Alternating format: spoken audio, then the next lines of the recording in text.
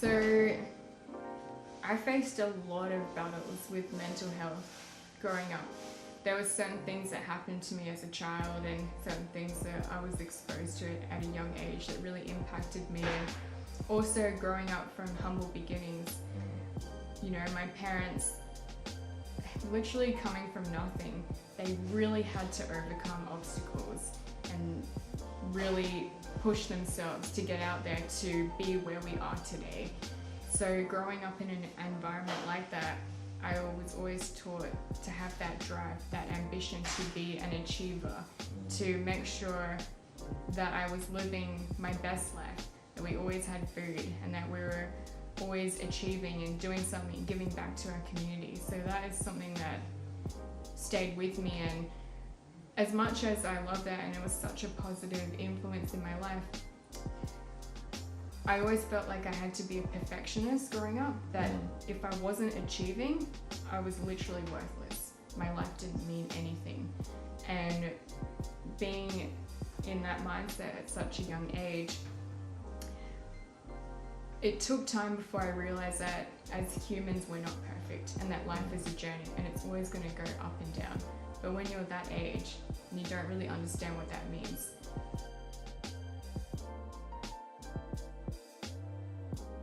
I think community really helped me. So in all those tough times, my parents had always taken us to youth groups at church, and just having those positive people with you, you know, having young leaders that you can relate to, that really helped me on my journey. I remember at times at my lowest points when I was feeling suicidal and I just didn't want to be here anymore. From as young as 14, I can remember going through that. Youth group would be the highlight of my week. I'd get to be around positive people who were influential and genuinely cared about me, and we got to do fun activities together and we got to talk about our problems and our issues, and it really helped me overcome a lot of the mental battles that I was facing. So I feel like community is very important, and getting the help that you need is extremely important, and having a positive outlet that's nothing to do with work or even being at home, being in a completely different environment where you can just be yourself is really important, and it helped a lot.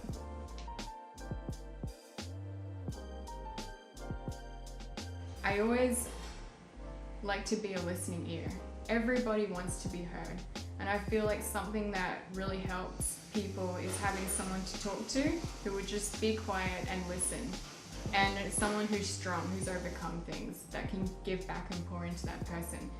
And if it's something that's beyond me that I'm not able to, I would always tell them to go to seek help, and I know a lot of people who are in that field of work that I can recommend them to. My favourite that I like is the Arts Care International.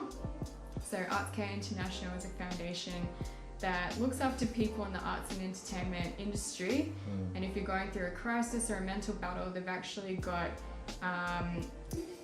people who can care for them on site or on the spot. So these people will sit with you, you can talk through everything that you need to, and they make time for you, and they give you the tools to help overcome those battles that you're facing.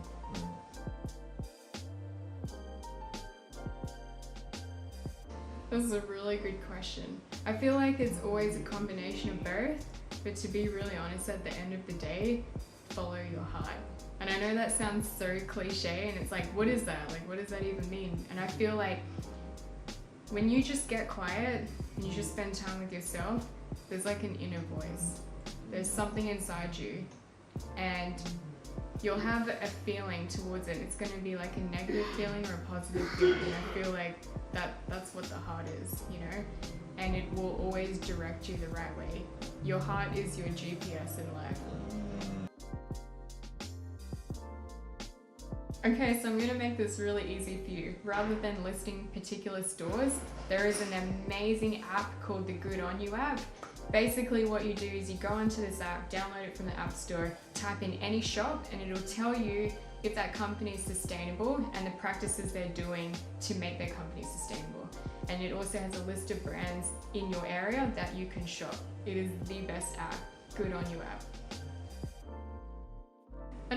there's a formula. I feel like true great fashion sense is in everyone, even if you think that you're not stylish at all. I feel like if you listen to what you like, you know, and you choose what you want to wear, things that make you happy rather than what the media says, what the trend reports say, or your friends or your family, wear what makes you happy. And I feel like you'll make a statement in that, and you'll always look good when you're happy.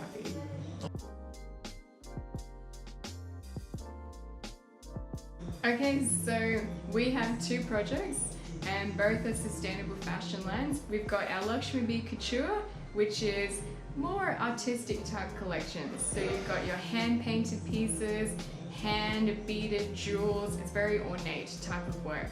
And then we've also got our sustainable ready to wear collection. So that is basically lots of different vintage pieces, pieces from the past, and we've basically turn them into new fashion that's ready to wear right now. For me, it's not so much about the money, it's about how I can help you help the planet so that we can combat this crazy global issue.